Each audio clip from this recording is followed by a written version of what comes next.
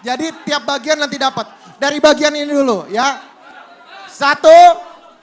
Belum, sabar. Satu. Satu. Satu. Mbaknya yang pakai kacamata hitam di atas. Boleh Mbak, silakan maju ke depan. Sabar, jadi nanti dari bagian sini dulu, lalu nanti dari bagian sini, baru nanti dari bagian belakang kita pilih. Gimana teman-teman, sepakat? Sepakat ya? Adil ya? Adil? Tepuk tangan dulu buat semuanya.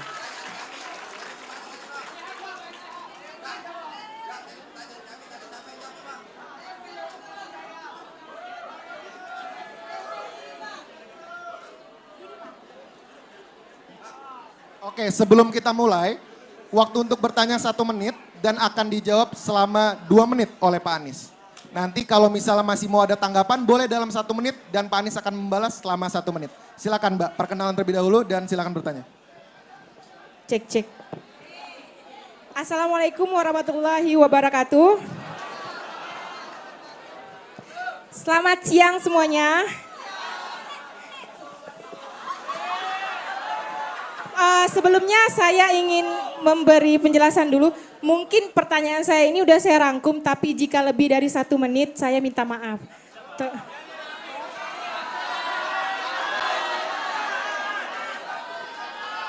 Perkenalkan, nama saya Wina Waliandini, saya biasa dipanggil Wina, usia 27 tahun, saya berasal dari kota Mempawah. Yang jika ditempuh dari kota Pontianak kurang lebih 2 jam Pak dari sini. Tak apa ya. Jadi Pak, penjelasannya gini Pak, beberapa waktu lalu sampai saat ini, tepatnya sejak saya bisa menyuarakan hak suara saya ke TPS, saya selalu bertanya kepada orang di sekitar saya. Terutamanya keluarga, Mbak, waktu ya, teman. jangan lupa. Waktunya udah mau habis. Boleh ya, Pak? Ya, langsung pertanyaannya aja. Jadi pada intinya saya selalu tanya siapa pilihan pemimpin yang mereka pilih. Secara saya simpulkan 50% dari itu menjawab pilihannya masing-masing dengan argumentasinya. 35%-nya mengatakan seperti ini Pak. Dalam bahasa Pontianak, siapapun presidennya tak akan ngaruh. Jadi intinya yang dia diajak yang di dalam politik itu pengusung partai itu yang akan terpilih. Katanya seperti itu Pak. Terus 15%-nya itu golput. Dengan argumentasi yang saya ingat seperti ini. Jika saya memilih dia berarti saya bersaksi dan menjadi orang yang berdosa jika pemimpin tersebut tidak membuktikan janjinya. Jadi apa tanggapan Bapak dari pendapat tersebut dan bagaimana cara atau solusi langkah Bapak untuk meyakinkan kembali kepada rakyat Indonesia ini untuk mempercayai pemerintahan sekarang ini Pak. Terima kasih. Mohon maaf ya terlalu panjang. Ya gini, Wina ya, makasih Wina. Kita setiap 5 tahun sekali itu berhenti sejenak menentukan siapa yang memimpin 5 tahun ke depan. Ya, dan ketika 5 tahun ke depan kita akan menentukan siapa yang akan kita berikan amanat. Nah, ketika kita berbicara tentang siapa yang mau diberikan amanat, baik bagi kita nih sebelum memilih untuk melihat apakah di antara orang-orang yang dicalonkan kita bisa mengetahui rekam jejaknya. Bila dulu dia bisa memberikan apa yang dia rencanakan, maka insya Allah besok akan bisa.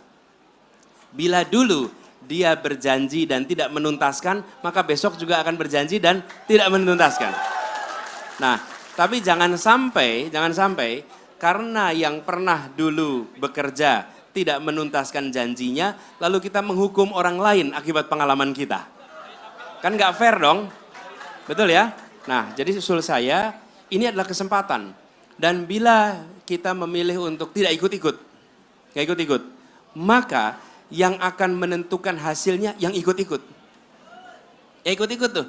Jadi misalnya nih, 100% penduduk yang ikut memilih hanya 40%, maka 40% nih, hasilnya nggak batal.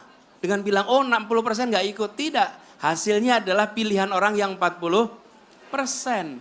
Nah justru menurut saya teman-teman seperti Wina dan lain-lain yang peduli tentang ide, peduli tentang gagasan, peduli tentang Indonesia, justru mereka yang harus mewarnai pilihan.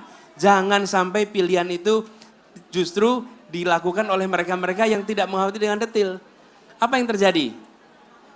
Bila itu muncul, yang punya logistik banyak, yang akan bisa membentuk opini karena banyak sekali orang yang tidak ikut di dalam pola-pola seperti diskusi ini. Ya, gitu Wina jawabnya. Oke, Bagina mohon maaf tapi karena keterbatasan waktu jadi tidak ada tanggapan ya. Kita move lagi untuk ke penanya selanjutnya. Terima kasih Mbak Gina, tepuk tangan dulu dong.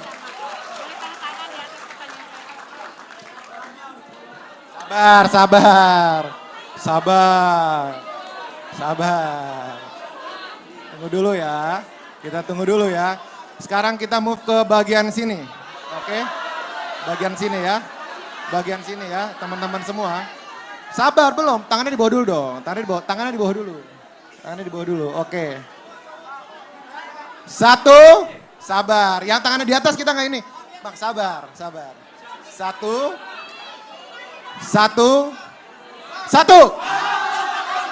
Bapak, boleh silakan Pak. Sabar. Pak, silakan Pak, waktunya 1 menit. Mbak, mohon maaf Mbak, 1 orang aja Mbak.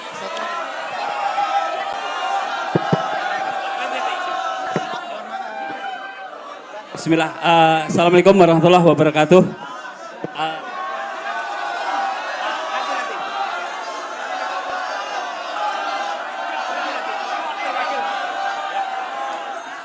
Bismillah, perkenalkan saya Ibnu Fazin Pak dari Sekadau, Kalimantan Barat ini. Ibnu Fazin, ya, mewakili petani kelapa sawit Pak. Dan saat ini di Kalbar, komoditas penopang ekonomi Kalimantan Barat adalah kelapa sawit. Dulu karet, namun karena karet sudah tidak sustainable lagi, jadi sekarang komoditas beralih ke kelapa sawit. Yang ingin kami sampaikan, aspirasi kami adalah saat ini petani kelapa sawit itu begitu tertekan dengan pajak yang begitu besar dan potongan-potongan atau pungutan-pungutan yang memberatkan bagi petani sawit, sehingga harga komoditas itu hampir tergerus oleh potongan tersebut. Di antaranya yang paling besar adalah potongan di PE atau pajak ekspor. Nah, pajak ekspor ini Pak, waktunya terkumpul di BPDPKS, dana terkumpul 178 triliun. Kembali ke petani itu tidak sampai 10 triliun. Dan itu Pak, untuk boleh mengakses langsung ke pertanyaannya Pak, Siap. waktunya sudah habis. Untuk mengakses dana tersebut sangat persulit. Harapan kami ketika Bapak nanti menjadi presiden, berbuat adillah kepada kami. Harapannya adalah dari dana BPDPKS itu kami bisa mendapatkan BPDPKS, Badan Pengumpul Dana, Badan Penghimpun Perkebunan Kelapa Sawit. Nah, jadi Pak, waktunya sudah habis. sebentar. Boleh langsung, Ya, Pak, sebentar. pertanyaan. Harapan kami adalah agar kami diperlakukan secara adil seadil-adilnya, tidak diberikan pajak yang besar itu tadi, dan pupuk subsidi dikembalikan. Ya, Demikian. ya. Assalamualaikum warahmatullahi wabarakatuh. Ya, makasih. Bung Ibnu dan Ibu tadi yang penuh semangat. Duduk Bu, enggak apa-apa Bu. Ya. Teman-teman, kalau ada orang penuh semangat kita harus hargai dan hormati.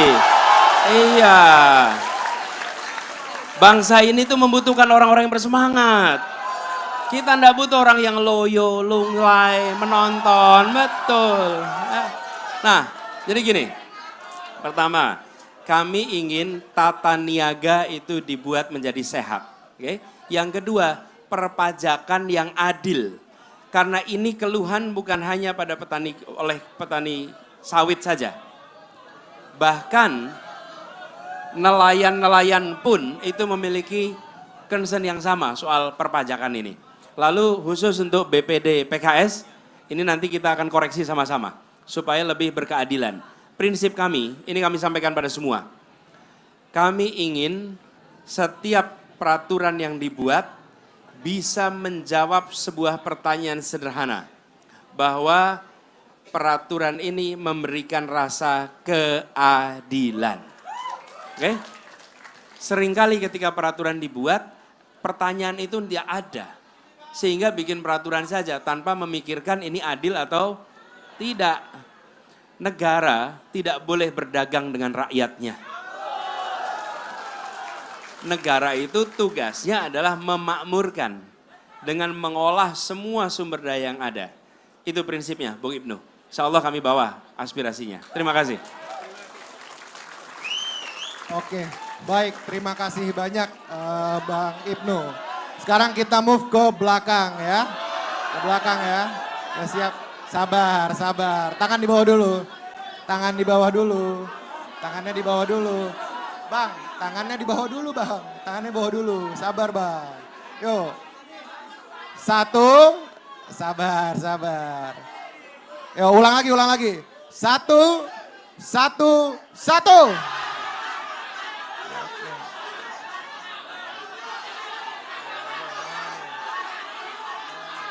Boleh. Yang pakai sweater warna putih boleh, silakan. Hah? Ini. Boleh silakan, silakan. Masuk, maju. Bang.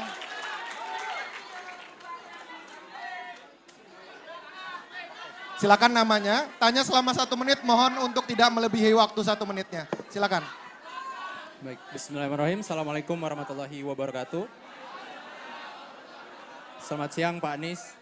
Perkenalkan Pak, nama saya Kafar Ramadhani. Saya merupakan Ketua BEM FK Untan Pak.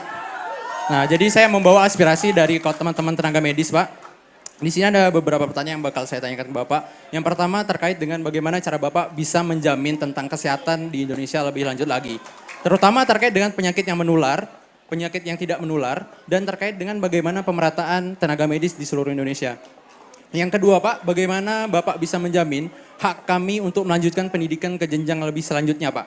Jenjang lebih lanjut dan bagaimana juga cara kami Pak untuk mendapatkan kepastian hukum Pak ketika nanti kami menjadi seorang tenaga medis. Dan juga tadi ada titipan pertanyaan dari teman saya, apakah Bapak bisa mengesahkan tentang undang-undang kefarmasian Pak?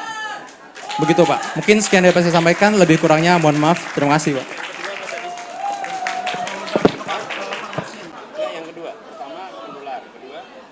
Pendidikan dan kesejahteraan tenaga medis. Dengan pendidikannya sama kepastian hukumnya Pak. Oke, baik. Boleh Bang Anies dijawab selama 2 menit, silakan. Bung Kafa yang saya hormati. Teman-teman, mana tadi? Dia bawa tulisan ini nih. Buat saya bukan soal tulisannya. Dia memikirkan betul bahwa saya akan berada dalam sebuah kompetisi dan saya harus menunjukkan faktor diferensiasi dibanding yang lain. Oke? Ya Pak begini nih. Ini ingat-ingat nih. Ini mana dia nih? Ini namanya marketing tools. Dan laku dia. Langsung dapat kesempatan. Bung Kafa, apa yang tadi Anda sampaikan? Tentang, ini beberapa yang tadi disampaikan, tapi saya ingin jawab dulu terkait dengan penyakit menular. Begini, di dalam menyusun program, pemerintah itu punya kewenangan, tapi belum tentu punya keahlian. Jangan sampai punya kewenangan dianggap punya keahlian. Jadi harus bagaimana? Kesehatan masyarakat itu ada ilmunya. Dan ilmu itu harus digunakan dalam menyusun program. Jadi itulah yang kami gunakan ketika kami bertugas di Jakarta, maka penyusunan program itu melibatkan para ahli dan para ahli itu menyusun lalu libatkan juga stakeholder terkait. Nah, siapa ujung tombak? Teman-teman sekalian, salah satu ujung tombak yang bisa digunakan adalah kader Posyandu, kader PKK, yang berada di ujung tombak masyarakat, yang mereka bisa membantu kegiatan-kegiatan yang punya 2 sifat, promotif, preventif. Ketika sampai pada kuratif, nah itu baru nanti tenaga kesehatan. Tapi yang 2 ini kita harus lakukan. Isi programnya kita harus bekerja sama dengan teman-teman para pakar, khususnya pada kesehatan masyarakat. Kemudian Soal pendidikan, saya melihat pendidikan untuk keahlian di bidang kesehatan ini harus ada dukungan fiskal dari negara. Karena kalau tidak, untuk mengikuti pendidikan kedokteran ini biayanya mahal. Dan ketika biayanya mahal, maka bila itu dilakukan oleh pribadi, dia akan memandang ini sebagai investasi pribadi. Karena investasi pribadi, setelah lulus dia harus mencari keuntungan untuk mengembalikan investasi pribadinya. Betul tidak? Tapi bila yang mengeluarkan anggaran itu negara, maka negara melakukan investasi dengan cara mendidik anak-anak muda untuk memiliki keahlian di bidang kedokteran, dan lalu mereka nanti mengembalikan investasi negara dalam bentuk memberikan kesehatan yang baik untuk masyarakat. Jadi saya termasuk yang berpandangan biaya pendidikan itu atau pengeluaran di bidang pendidikan jangan dipandang sebagai cost, tapi dipandang sebagai investasi. Kenapa? Karena dia akan mengeluarkan manfaat besok. Nah, sekarang kita menyaksikan pendidikan kedokteran ini biayanya mahal, ditanggung sendiri.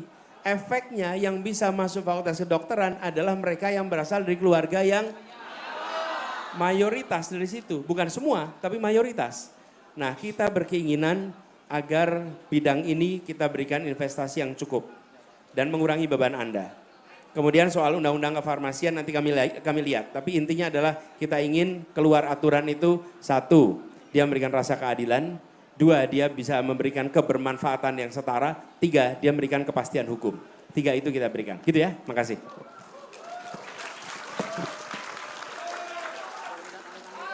Oke, baik. Terima kasih untuk Bang Kava. Kita tepuk tangan dulu dong untuk Bang Kava.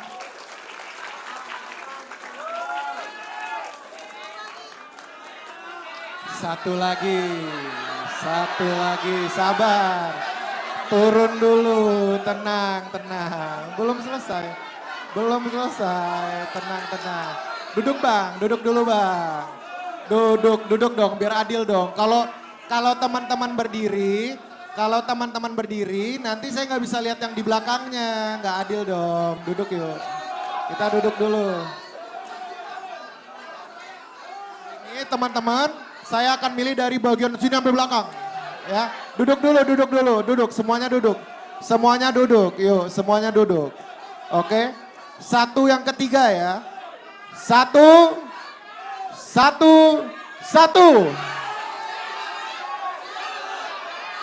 Di belakang ada ibu-ibu yang pakai masker, pakai kerudung di sana. Boleh, silakan Bu.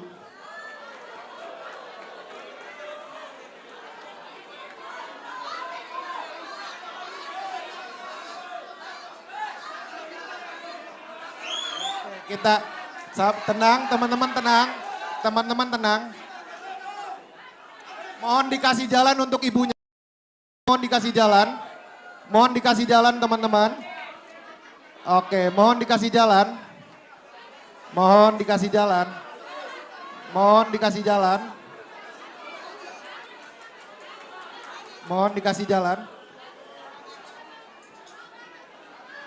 Ibu silakan duduk di sana. Memperkenalkan diri. Maaf, permisi. Ini Pak. Ibu punya waktu 1 menit untuk bertanya, nanti akan dijawab 2 menit oleh Pak Anies. Silakan. Terima kasih. Assalamualaikum warahmatullahi wabarakatuh. Maaf Pak. Mohon tenang terlebih dahulu teman-teman, mohon tenang. Kita menghargai ibu yang sedang bertanya di depan. Mohon tenang terlebih dahulu. Oke. Silakan Bu. Saya kali ini mewakili emak-emak Pak. Oke Pak. Konstitusi kita UUD 1945 itu telah mengamanatkan. Sebut saja nama saya Aisyah Pak. Aisyah. Saya ibu rumah tangga yang kebetulan memiliki anak berkebutuhan khusus Pak.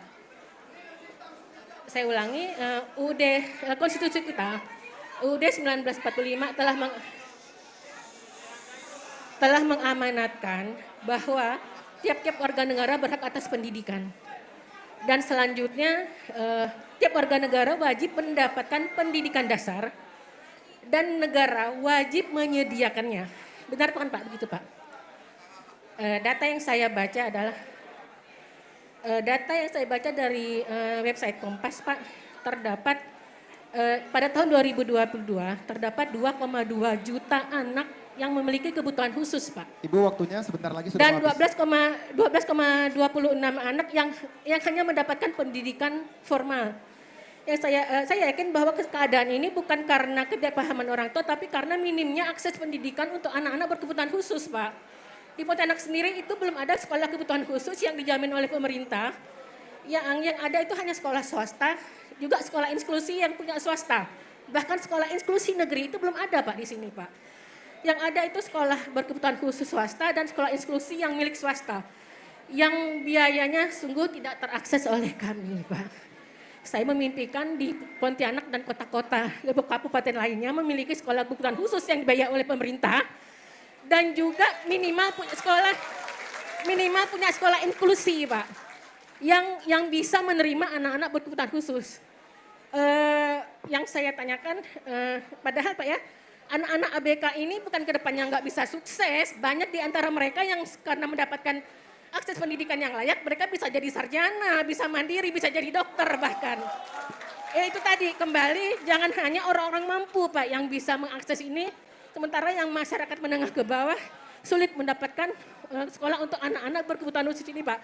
Yang ingin saya tanyakan adalah apa komitmen Bapak, apakah Bapak concern terhadap mereka dan langkah-langkah apa yang akan Bapak lakukan untuk supaya anak-anak berkebutuhan khusus ini punya hak yang sama atas pendidikan. Terima kasih Pak. Oke, baik, terima kasih Bu untuk pertanyaannya. Silakan Pak Anies. Ya, Bu Aisyah, terima kasih. Gini Bu, kami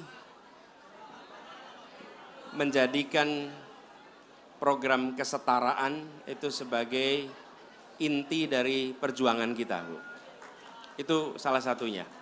Dan baru minggu lalu kami bersama dengan masyarakat penyandang disabilitas berbicara tentang kesetaraan bagi mereka. Kami tahu ada warga difabel, ada penyandang disabilitas. Nah, kita ingin apa yang kita kerjakan di Jakarta itu diteruskan skala nasional, Bu. Apa itu?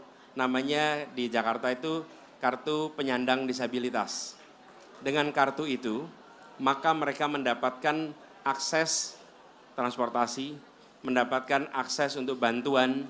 Nah, yang kami ingin kerjakan ke depan, apa yang tadi Ibu sampaikan. Pendidikan itu dibutuhkan oleh semua, termasuk oleh penyandang disabilitas, termasuk anak-anak difabel.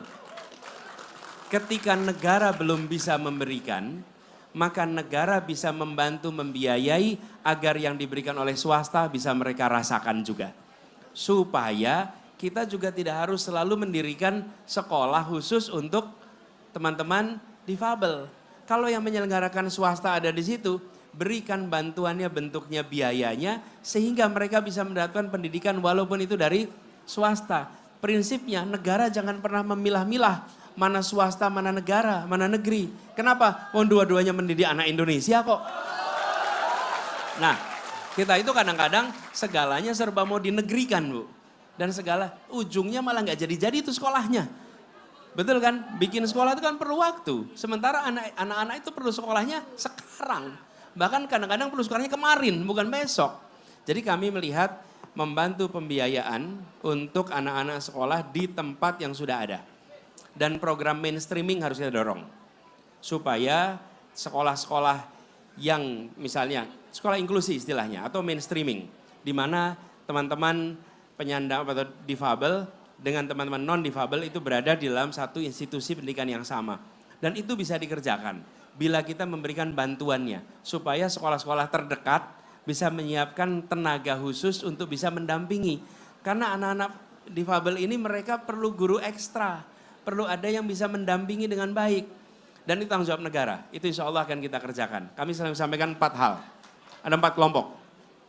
Penyandang disabilitas atau difabel. Yang kedua lansia, ketiga anak-anak, keempat perempuan atau khususnya ibu hamil. Bila 4 ini diberikan perhatian serius, yang lainnya akan terbereskan. Gitu Bu, makasih. Terima kasih.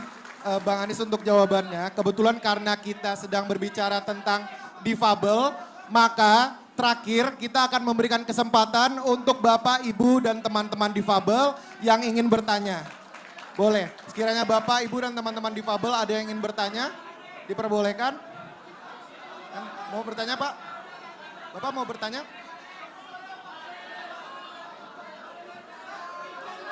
Pak, silakan. Bapak boleh maju ke depan.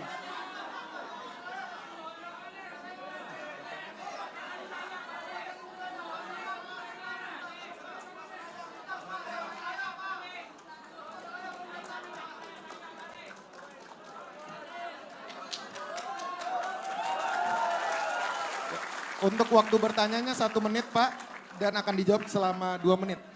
Silakan. Assalamualaikum warahmatullahi wabarakatuh.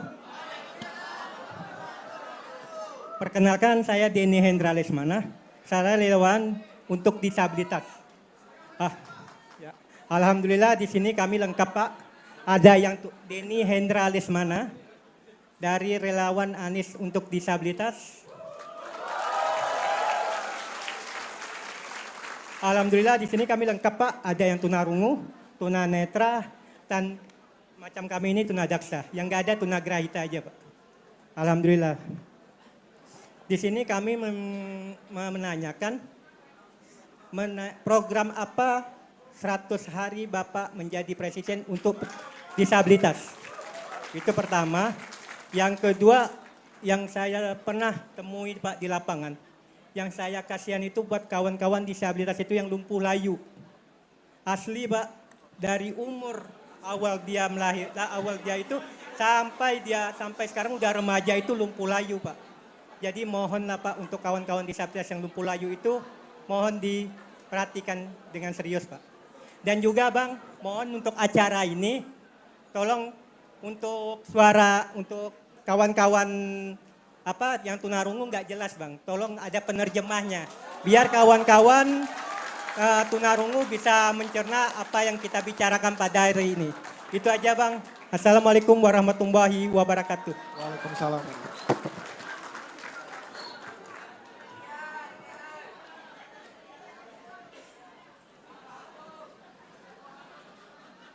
Bung Hendra, terima kasih. Terima kasih buat teman-teman penyandang disabilitas yang memilih hadir bersama kita. Kita kasih tepuk tangan buat mereka semua. Ya, kami akan perjuangkan itu dan ini salah satu, tadi saya sampaikan sebelum ini, salah satu program prioritas kita adalah justru untuk itu. Jadi kami ingin agar fasilitas yang diterima oleh penyandang disabilitas ini membuat bisa berkembang. Dan ini akan kita kerjakan sesegera mungkin. Jadi melibatkan komunitas. Kenapa? Yang paling tahu kebutuhan adalah teman-teman penyandang disabilitas. Bagi teman-teman tunadaksa, tunarungu, kawan-kawan yang kawan tuli, itu semua membutuhkan hal yang kami belum tahu. Karena itu justru melibatkan. Dengan begitu kebutuhannya bisa dipenuhi. Kalau disusun oleh mereka yang tidak tahu kebutuhan, banyak melesetnya nanti. Betul kan? Itu yang kita ingin lakukan sama-sama. Jadi yang nomor 1 adalah terkait pendidikan. Yang kedua adalah penyiapan untuk bisa hidup mandiri. Supaya bisa hidup mandiri, bisa bekerja, hidup mandiri lah intinya.